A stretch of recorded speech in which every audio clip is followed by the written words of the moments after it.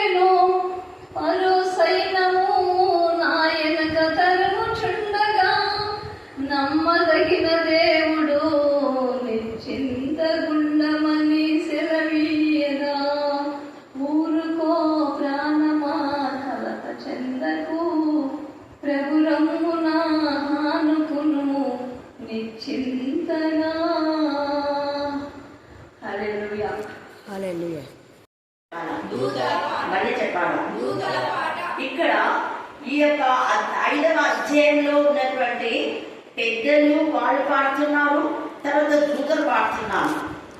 తర్వాత 4వ అధ్యాయంలో ఉన్న 4 జీవులు కూడా ఇంకా రాత్రి మగళ్ళు పరిశుద్ధులు పరిశుద్ధులు పరిశుద్ధులు పరిశుద్ధులు అని గాన ప్రతిగానం చేస్తున్నాను. చదవండి ప్రకటన 4:8.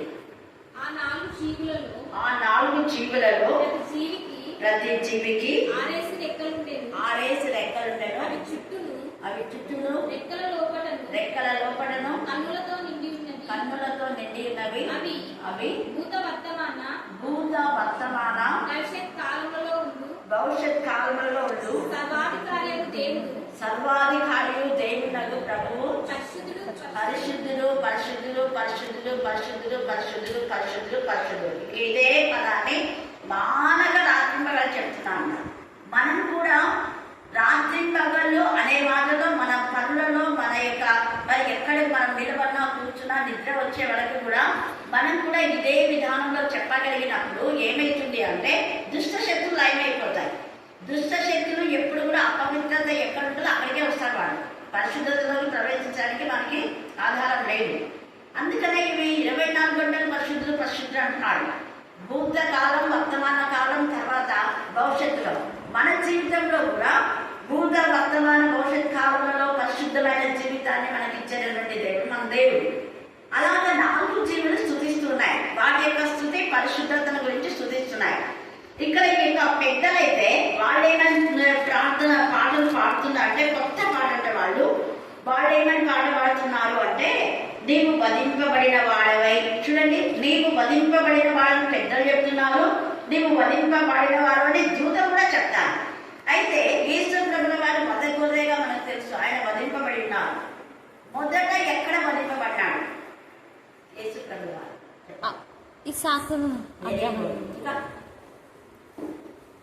అంతకంటే ముందు మొదట అన్న నేను మొదట ఆదికాండం 3వ అధ్యాయం 27వ వచనంలో చూడండి.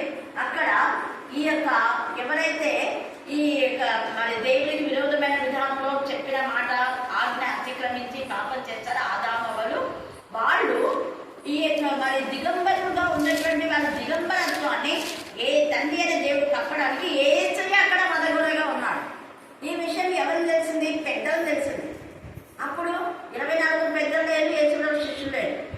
ఈ యొక్క 24 పెద్దలంతా కూడా ఇశ్రాయేలు యొక్క 12 గోత్రాలు, తర్వాత యేసులో శిష్యులను చాలా మంది చెప్తుంటారు. కానీ వద్ద గొర్రెగా మొదట ఎప్పుడు వధింపబడినాడో అదే తెలుసు ఈ పెద్దలకు. అంటే ఈ పెద్దలు జగత్తు పునాది వేయబడక ముందే దేవుని సన్నిధిలో ఉన్నారు. హల్లెలూయా, హల్లెలూయా, హల్లెలూయా, హల్లెలూయా, హల్లెలూయా. అందుకే మొదట ఆదికాండంలో దేవుడికి ఇష్టమైనటువంటి ఆదామవ్వలు చేయడం కూడా వీళ్ళకి తెలుసు కాబట్టి వీళ్ళు ఏమంటున్నాడంటే నీవు వధింపబడిన వాడవై నీ రక్తం ఇచ్చి ప్రతి వంశం అన్నాడు. ప్రతి వంశం అంటే మొదటి వంశం ఎవరిది? ఆదాము.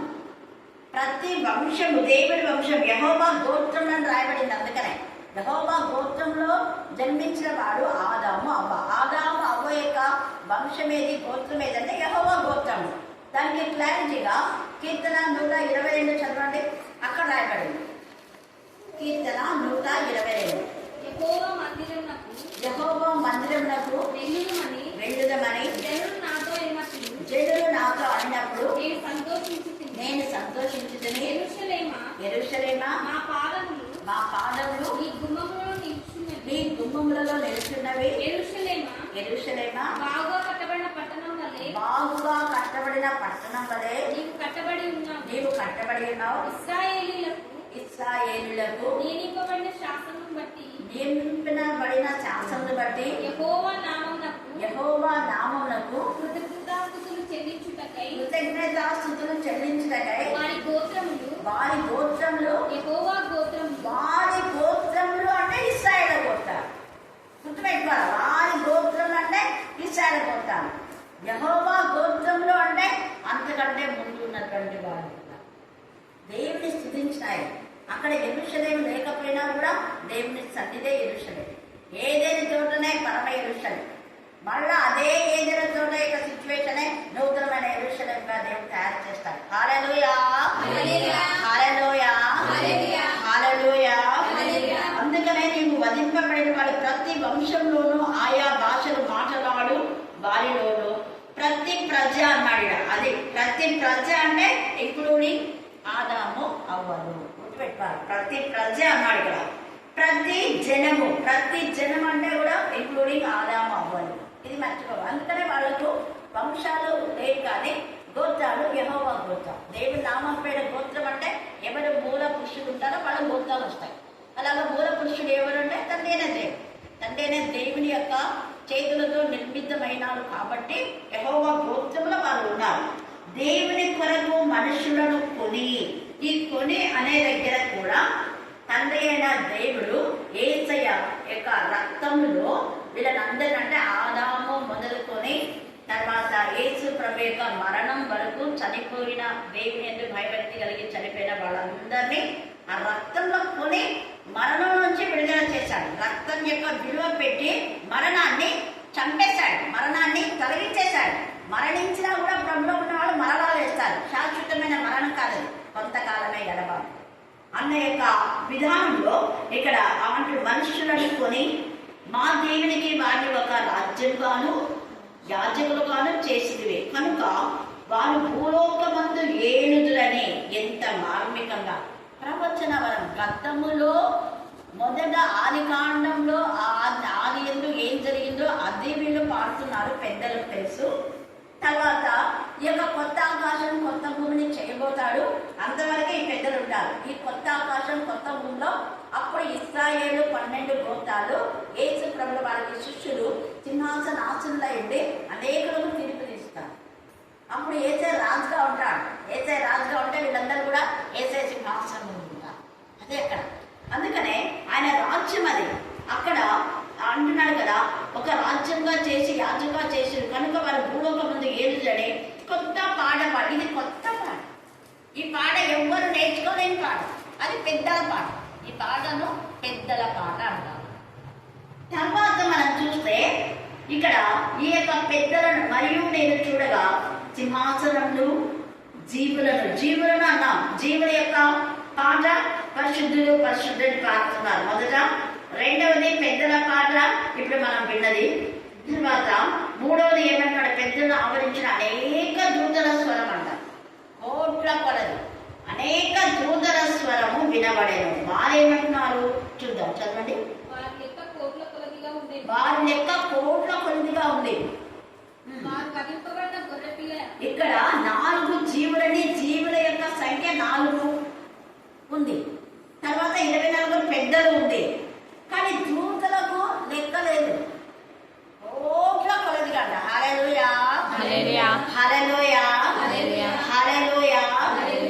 ఈ కోట్ల కొలదిగా అనేక దూతల స్వరము వినబడను. వారి లెక్క కోట్ల కొలదిగా ఉన్నదంటే అట్లా ఇన్నర్ మీనింగ్ ఏంటంటే ప్రతి ఒక్క వ్యక్తికి ఒక దూతల దేవుడు ఉంచారు.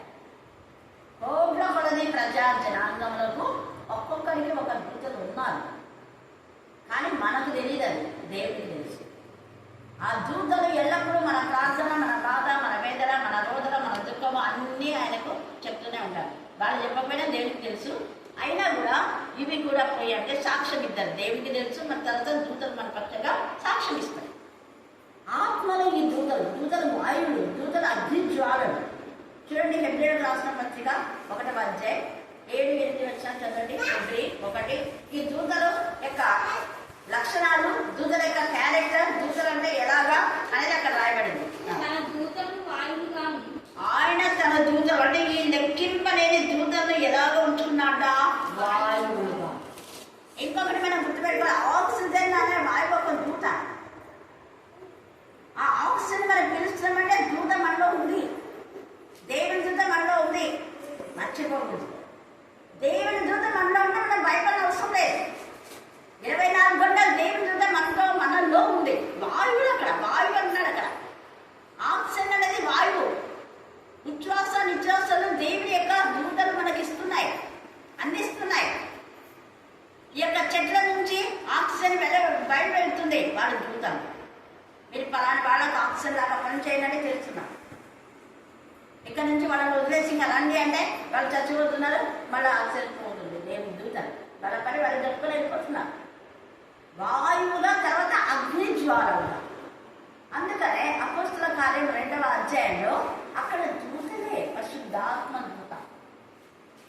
అగ్ని జ్వాలలు అంటే నాలుకలు అని. నాలుకలు, అగ్ని జ్వాలలు అంటే నాలుకలు విభాగింపబడ్డాయి. ఒక్కొక్కరి పైన వాడినాయి. ఒక్కొక్కరి పైన ఒక దూత, ఒక్కొక్కరి పైన ఒక దూత ఉండి వాళ్ళ చెవులలో ఆ దూతలు మాట్లాడుతున్నాయి. వాళ్ళు వింటున్నారు, వాళ్ళు మాట్లాడుతున్నారు. వాళ్ళు విన్నదే వాళ్ళు మాట్లాడుతున్నారు. తండ్రి అయినా దేవుడు ఏం చెప్పాడో అవి దూతలు వీళ్ళకి చెప్తున్నారు. వీళ్ళు ఏదైతే విన్నారో పరిశుద్ధాత్మ ద్వారా వాళ్ళు బయటికి చెప్తున్నారు. ఎంత అవినాభావ సంబంధం చూడండి. నాలుకలు, దూతల యొక్క నాలుకలు. దూతలు కనపడ్డా, నాలుకలు మాత్రం కనపడుతున్నాయి. ఆ నాలుకలు వీళ్ళకి వాక్శక్తిని ఇచ్చాయి. వాక్శక్తినే మాట్లాడారు. ఏం మాట్లాడమంటే దేవుడు అది మాట్లాడేస్తున్నారు, మర్మాలు మాట్లాడేస్తున్నారు. అగ్ని జ్వాలలు. ఈ యొక్క రాత్రి కాల సమయంలో దేవుని దూతలు మనతో ఉన్నారు. అందుకే లెక్కింపలేని. అయితే ఈ దూతలు ఏం చేస్తున్నారు అంటే వీళ్ళు కూడా పాట పాడుతున్నారు. ఏమని పాట పాడుతున్నారు చూడండి. వాళ్ళు కూడా ఏమంటున్నారు? వధింపబడిన గొర్రెపిల్ల అంటే ఆది కాండంలో ముందు ముందే, అంటే ఈ యొక్క జగత్తు పునాది వేయబడక ముందే దూతలు ఉన్నారు. శరాపురాన్ని కొన్ని వేల సంవత్సరాలు మధ్యలో వాడికి చెడ్డ ఆలోచన వచ్చింది లూసిఫర్. అందుకనే ఎహెజ్కేలు 28లో నిన్ను ప్రధాన దూతగా చేసినప్పుడు అనేక మంది దూతలు వీణలు వాయించుకుని పాటలు పాడినారు, స్తుతిగానాలు చేస్తారు, ఆనందపడినారు. ఇవన్నీ ఉన్నాయి కదా, లెక్కింపలేని దూతలు స్తుతిగానం గాన ప్రతిగానం చేశారు. అక్కడ ఈ పెద్దలు కూడా పాట పాడినారేమో. పరిశుద్ధులు పరిశుద్ధుల జీవులు కూడా ఎంత సంభ్రమాశ్చర్యంతో ఉండింది. ఆ 28 చదువుకోండి, చాలా చాలా. అసలు లూసిఫర్ను చేసినప్పుడు ఎంత హంగామా చేసినాడు దేవుడు, ఎంత సంతోషపడ్డా. అంత ఉన్నత స్థాయిలో వస్తే గర్వించినారు. అంటే ఈ యొక్క రాత్రి కాల సమయంలో పతనానికి కారణం గర్వం. వ్యభిచారం చేయలేదు లూసిఫర్, దొంగతనం చేయలే, హత్య చేయలే, నాశనం చేయలే. కానీ ఎప్పుడైతే గర్వంతో పడదోయబడిన తర్వాత అప్పుడు వాడు దొంగతనం, హత్య, నాశనం చేయడం వాడిలో ప్రవేశించాడు. అన్నిటికీ మూలాధారం ఏంటి? గర్వం. మనస్సులో హెచ్చించుకోవాలన్న చిన్న తలంపు భయంకరమైన పాపంలోకి నెట్టేసింది లూసిఫర్. లూసిఫర్లో ముందు ఈ దొంగతనం, హత్య, నాశనం అనే ఆలోచన లేవు, అవన్నీ లేవు. కానీ ఎప్పుడైతే దేవుని కంటే నేనేం తక్కువ హెచ్చించుకునే, ఎవరైనా కూడా హెచ్చించుకునే జీవితం ఉంటే ఖచ్చితంగా లూసిఫర్లకు కావడం అయిపోతుంది. తగ్గింపు స్వభావం. ఏలియా దగ్గర ఎలీషా తగ్గించుకున్నాడు కాబట్టి మిగతా శిష్యులు అందరికంటే హెచ్చించమన్నాడు, ఆత్మతో నింపుకున్నాడు. దేవుడు తన ఆత్మ నింపేది తగ్గించుకున్నవాడు. అందుకే ఈ దూతలు పాడుతున్నారు, లెక్కలేని కొద్ది. వీళ్ళేం పాడుతున్నారు అంటే వధింపబడిన గొర్రెపిల్ల ఏంటంట? శక్తి. వధింపబడిన గొర్రెపిల్లలో శక్తి ఉంది. అందుకే రక్తం ఎవరికి తక్కువ ఉంటే వాళ్ళు ఎక్కువ వాక్యం చదవండి అని నేను చెప్తున్నాను. వాక్యం ఎవరు ఎక్కువ చదువుతారో వాళ్ళు ఖచ్చితంగా రక్తం పెరుగుతుంది. చదవమి వాళ్ళక దేవోరా గారి ఇంకా చాలా మంది బిడ్డలు ఇక్కడ సాక్ష్యాలు ఎన్నో ఉన్నాయి. 4% ఉన్నోళ్ళకు 10% వచ్చేసింది. దేవుడు అనుకుంటారు. ఇక్కడ ప్రశాంతి కూడా అదే బ్లడ్ తక్కువ ఉంది అని చెప్పేసి ఆమె చెప్పింది. మీరు కూడా ప్రారంభం చేయండి. ఖచ్చితంగా ఆమెకు సరైన డెలివరీకి కావాల్సినటువంటి బ్లడ్ పర్సంటేజ్ దేవుడు పెంచుతున్నాడు. హల్లెలూయా, హల్లెలూయా, హల్లెలూయా, హల్లెలూయా, హల్లెలూయా, హల్లెలూయా. అందుకే యెహోవా నా బలం అని కీర్తనాకారుడు 18లో చెప్తాడు. యెహోవా నా బలం అంటే ఆది యందు వాక్యములను, వాక్యమే దేవుడైన. ఆ వాక్యమే మనకు బలం, ఆ వాక్యమే మనకు శక్తి. తర్వాత కీర్తన 21లో మనకు బలమైన దేవునికి ఆనందగానము చేయుడి. మనకు బలమైన దేవుడు, ఈ వాక్యమే మన బలం, ఈ వాక్యమే మన శక్తి. అందుకనే వధింపబడిన గొర్రెపిల్ల శక్తి, ఈ నిబంధనను మనకిచ్చాడు. శక్తి మళ్ళీ తర్వాత ఐశ్వర్యం అంట. ఐశ్వర్యం కూడా దేని ద్వారా వస్తుందంటే వాక్యం ద్వారా. ఎందుకు అంటే కీర్తన, మనం కీర్తనాకారుడు అంటాడు కదా 119లో 1000 కొలది వెండి బంగారు నాణ్యముల కంటే నేను ఇచ్చిన ధర్మశాస్త్రము శ్రేష్టమైంది. 1000 కొలది వెండి బంగారు నాణ్యములు అన్నది ఐశ్వర్యం. వాటికంటే నీ వాక్యమే శ్రేష్టం తండ్రి. నీ వాక్యం చుట్టితేన జామల కంటే మృదువైంది మధురమే. మన జీవితాన్ని మృదువుగా మధురంగా మార్చేది ఈ వాక్యమే. ఈ వాక్యమే ఐశ్వర్యం. అందుకనే సామెతలు 10:22 చదవండి. సామెతలు 10:22. యెహోవా ఆశీర్వాదమే ఐశ్వర్యం.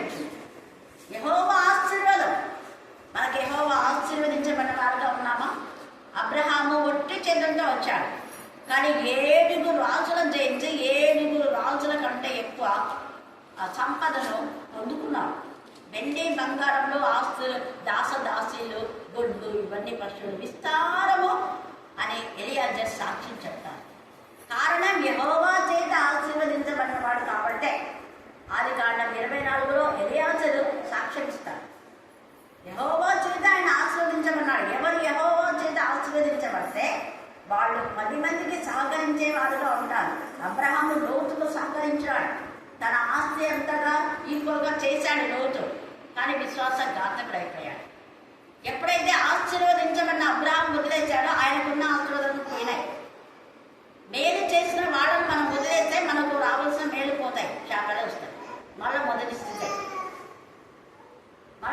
స్థితికే వచ్చేస్తాం. అందుకని చాలా జాగ్రత్తగా ఉండాలి. ఈ యొక్క 4 జీవులు 24 గంటలకు ఎక్కడ శాతాన్ని సూచించకుండా వాళ్ళు పరిశుద్ధులు అంటున్నారు. పెద్దలు పాటలు పాడుతున్నారు. వీరు కూడా ఆ యొక్క వదిలింపబడిన గొర్రెపిల్లయే ఐశ్వర్యము. తర్వాత జ్ఞానము. ఆ జ్ఞానం అంటే మన భూ సంబంధమైన జ్ఞానం కాకుండా యాకోబు 3:15లో ఉన్న జ్ఞానం వత్సరము, అక్కడ వివాదం ఉంటుంది. ఈ లోక సంబంధమైన జ్ఞానం. ఎవరైనా గొడవ పడుతున్నారంటే వాళ్ళు ఈ లోక సంబంధమైన జ్ఞానం కలవాలి. అయితే ప్రకృతి సంబంధం కాకుండా ఆత్మ సంబంధమైన జ్ఞానం కలవాళ్ళు పవిత్రంగా ఉంటారు. వాక్యం ఎక్కువ చదువుతారు, ఇతరులు పవిత్రులుగా చేస్తారు. వాళ్ళు పవిత్రంగా ఉంటారు, వేరే వాళ్ళు కూడా పవిత్రంగా ఉండాలని చూస్తారు. రెండవ దొంగ శుద్ధి చేయమన్నాడు, పక్కనున్న దొంగను శుద్ధి చేయాలని ప్రయాసపడ్డాడు. ప్రయాసం ఉండదు వాళ్ళకు. చావు బ్రతుకుల మధ్య ఉన్న దొంగకున్న జ్ఞానం చాలా మందికి లేకుండా పోతుంది. ఇంకా కొంచెం ఉంటే చస్తాడు, నాకెందుకు ఎవరెట్టి పోతే అనుకోలేదు. నేను పరలోకానికి వెళ్తున్నాను, వీడు కూడా పరలోకానికి రావాలి. చూడండి ఎంత తపన. అందుకనే ఈ రాత్రి కాల సమయంలో ఆత్మ సంబంధమైన జ్ఞానం మన పిల్లలు పెట్టుకునేలా పరిశుద్ధమైంది, సమాధానకరమైంది, మృదువైంది, సులభంగా లోపడే జ్ఞానం, మంచి ఫలంతో నిండుకున్నటువంటి జ్ఞానం. ఆ జ్ఞానాన్ని మనం పొందుకోవాలి. తర్వాత అంటాడు చూడండి, అక్కడ అందుకనే అంటాడు కదా, జ్ఞానంలో బలం అని ఇందాక చెప్పుకున్నాం.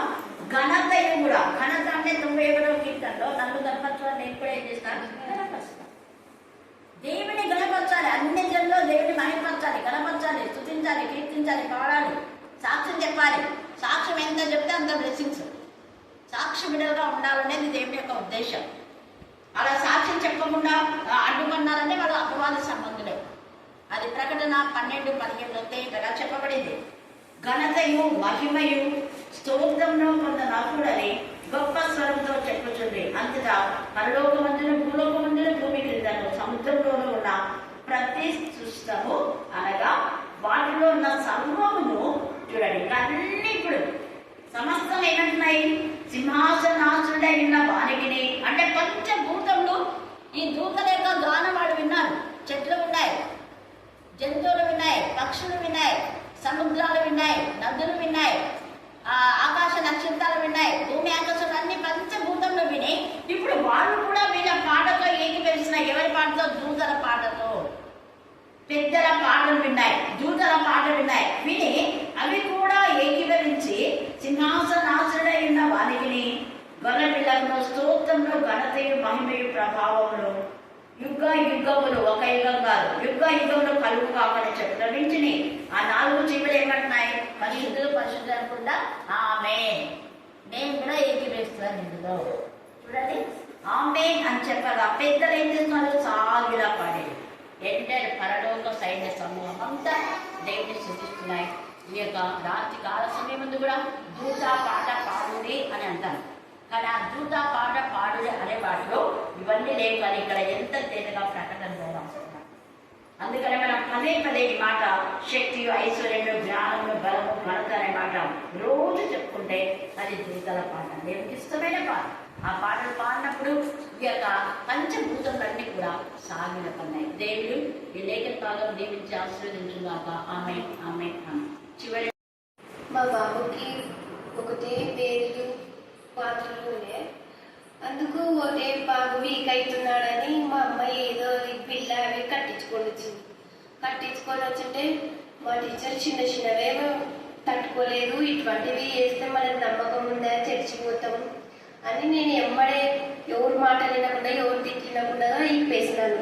ఇప్పేసింటే బాబుకి ఎటువంటి ఇబ్బంది, ఎటువంటి అనారోగ్యం లేదు, వారికి పేర్లు కూడా లేవు. దేవుడు మంచి స్వస్థతనిచ్చినాడు. మన విశ్వాసం మన స్వస్థపరుస్తుందని ఇచ్చిన సాక్ష్యం దేవుడు దీవించినాక. స్తోత్రం స్తోత్రం స్తోత్రం స్తోత్రం స్తోత్రం స్తోత్రం స్తోత్రం.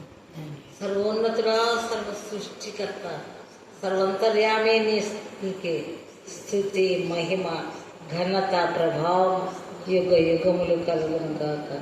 దేవదేవా, దినజన బాంధవుడా, లోకరక్షక, సర్వం నెరిగిన సర్వంతర్యామి, స్తోత్రములైన స్తోత్రములు స్తోత్రం. నిన్న నేడు నిరంతరం మమ్మల్ని అందరినీ పరిపాలిస్తున్న మా గొప్ప రాజా, స్తోత్రం నాయన, స్తోత్రం స్తోత్రం. అన్ని నామముల కంటే పై నామముల దేవా నీకు స్తోత్రం నాయన, స్తోత్రం. నీకే స్తుతి స్తుతి స్తుతి స్తుతి స్తుతి స్తోత్రం నాయన. సైన్యములకు అధిపతిగా యెహోవా నీకే స్తుతి, స్తోత్రములు స్తోత్రములు స్తోత్రములు స్తోత్రములు నాయన. దేవా, మేము మట్టివారం అల్పులం, యోగ్యత లేని వారం ప్రభా. నీ కృప చేతనే, నీ దయ చేతనే, నీ కటాక్షము చేతనే తండ్రి మేము సజీవ సంఖ్యలో ఉన్నాం తండ్రి. అందరు బట్టి తండ్రి నీ పరిశుద్ధ పాదములకు అనేకములైనటువంటి నమస్కారములు నాయన. దేవా, నీకే స్తుతి స్తుతి స్తోత్రం స్తోత్రం స్తోత్రం తండ్రి. దేవా, ఈ లోకంలో మేము బ్రతుకుతున్నాం కానీ మాకు ఏ ఆధారం లేదు ప్రభువా. నీవే మా ఆధారం ప్రభువా. నీవే మా దేవుడు, మా తండ్రివి, మా కాపరివి, మమ్మల్ని అందరినీ ఏలుతున్న మా రాజువు తండ్రి. నీకే స్తుతి స్తోత్రములు స్తోత్రములు స్తోత్రములు అయినా. దేవదేవా, దినదిన బాంధవుడా, మా గ్రామంలో బట్టి నీకు స్తోత్రం తండ్రి. మా గ్రామంలో ఉండే ప్రతి కుటుంబాన్ని బట్టి నీకు స్తోత్రములైనా. యేసయ్యా, ప్రతి కుటుంబం అది నిన్ను ఎరిగిన కుటుంబంగా, నీ కుటుంబముగా, నీకు ఆతిథ్యం ఇచ్చే కుటుంబముగా, నిన్ను ప్రేమించే కుటుంబముగా ఉన్నట్లు మా గ్రామం అంతటిని ఆశీర్వదించండి ప్రభా. నీ నామముని ఏరిన బిడ్డ ప్రతి బిడ్డ ప్రభా నీకు విధేయులై మమ్మల్ని మేము తగ్గించుకొని నిన్ను ఘనపరిచే భాగ్యం దయచేయండి ప్రభా. అవునయ్యా, స్తోత్రం తండ్రి, స్తోత్రం. పరిశుద్ధుడానికి స్తోత్రం తండ్రి. మీరు పరిశుద్ధులు కనుక మేము కూడా పరిశుద్ధుల వలె ఉండాలని మీరు ఆశపడుతున్నారు నాయన. దేవా తండ్రి, నీకే స్తుతి స్తోత్రం స్తోత్రం. మా శరీరంలో ఎన్నో కలతలు, ఎన్నో రోగములు, ఎన్నో ఇబ్బందులు, ఎన్నో శోధనలు ప్రభా. కేవలం నీ కృప చేతనే మేము సజీవ సంఖ్యలో ఉంది తండ్రి. నీ సహాయం ఉంది తండ్రి. నీ నామంలో స్వస్థత ఉంది నాయన. దేవా, నీ నామమును బట్టి ఘనపరుస్తున్నాను ప్రభా. ప్రభా, కృప చూపండి నాయన, కృప చూపండి. దేవదేవా, న్యాయం సమస్త మీరు దేవ తండ్రి. మీరే న్యాయాధిపతి ప్రభా. మీరే మా న్యాయాధిపతి నాయన. న్యాయాధిపతి కాబట్టి మాకు న్యాయం చేయండి ప్రభా. ఎందరూ తండ్రి అనేక సాతాను క్రియలకు నీతి న్యాయములు పెట్టి ఈ లోకములు మేము అడుగు వేస్తున్నాం ప్రభా. మా ప్రాణాన్ని నిలుచున్న దేవా, నీకు స్తోత్రములైన స్తోత్రం. అవును తండ్రి ప్రభా, అవును తండ్రి. నీ ఉన్న స్థలం ప్రభా, నీ కను దృష్టి ఈ కరుణాపీఠంపై ఉంచండి ప్రభా. దేవదేవా, దిన బాంధవ బిడ్డలు లోపలికి వచ్చినప్పుడు, బయటికి వెళ్ళినప్పుడు మీరు మీ చేత దీవించబడే భాగ్యం దయచేయండి ప్రభా. స్తోత్రం నైనా, స్తోత్రం తండ్రి. అక్క మీరు సేవ చేస్తుండగా తండ్రి ఆమె పట్ల పరిశుద్ధాత్మ కంచె వేసి కాపాడండి నాయన. అవును తండ్రి, ఎలాంటి విరోధి యొక్క ఆయుధం వర్ధిల్లకుండా తండ్రి, సాతాను యొక్క ఆయుధం వర్ధిల్లకుండా ఎప్పటికప్పుడు క్షేమస్థితిని కలగజేయండి ప్రభా. దేవా తండ్రి, ప్రతిదినం ఇక్కడ ప్రార్థన మీ కృప, మీ యొక్క కనికరం, మీ పరిశుద్ధాత్మ ఇక్కడ ఆవరింపబడు. ఎలాంటి తప్పులు లేకుండా తండ్రి, చక్కని న్యాయముగా తండ్రి, సమాధానంతో చక్కగా లెక్కించి తండ్రి, మీ చేత ఎవరు నియమించబడరు, మీ చేత ఎవరు ఆశీర్వదింపబడరు, మీ చేత ఎవరు పిలువబడరు. ఆశ్రయంలో దుర్గంలో ఉన్నాడు. ఆపత్కాలంలో ఆయన నమ్ముకునదగిన సహాయకుడు. కావున భూమి మార్పునందునను నడి సముద్రంలో పర్వతంలో మునిగినను, వాటి జలమును పోషించుచు లొంగి కట్టినను, ఆ పొంగునకు పర్వతంలో కదిలినను మనము భయపడము. విశ్వాసం ఉండాలా, ఖచ్చితంగా దేవుని కార్యం చేస్తాడు అని దేవుని స్తుతించాలి. అదేగా మీరు మాట్లాడి పంపించినందుకు వందనాలు అని చేయండి. ఇలా అప్పుడు కార్యం చేయండి. పంపించినందుకు వందనాలు కనికరించండి. ఈ నామంతో రక్తంలో విషయంలో అద్భుత కార్యం మీరు చేస్తున్న దుష్టశక్తి నుంచి, ఆత్మల సమూహం నుంచి, చెర నుంచి మీరు విడిపించమని ప్రార్థించండి. దేవా, చెర నుంచి విడుదల ఇస్తున్నారు మీకు నాకు తెలుసు. దేవా, మీ జ్ఞానాత్మకం ధైర్యపడతారు. లక్ష్మిని కనికరించండి, ధైర్యపరచండి. దేవా, ఆమె నా కూడా నెమ్మది కలుగు చేశాను. మంచి నిద్ర కూడా మీరు అంటే ఆమె పద్ధతులు నేను మాట్లాడుతూ మేమైతే నమ్ముతున్నాం. ఏదో ఒక రోజు ఆమె భర్త మనకి ఖచ్చితంగా ఆమె యొక్క మంచితనాన్ని తెలుసుకొని తిరిగి మీరు పంపిస్తుంది కూడా తెలిసిన అర్థానికి అది కూడా లైఫ్ ఏ స్థానంలో ప్రార్థిస్తున్నాం తండ్రి. ఆమేన్ ఆమేన్.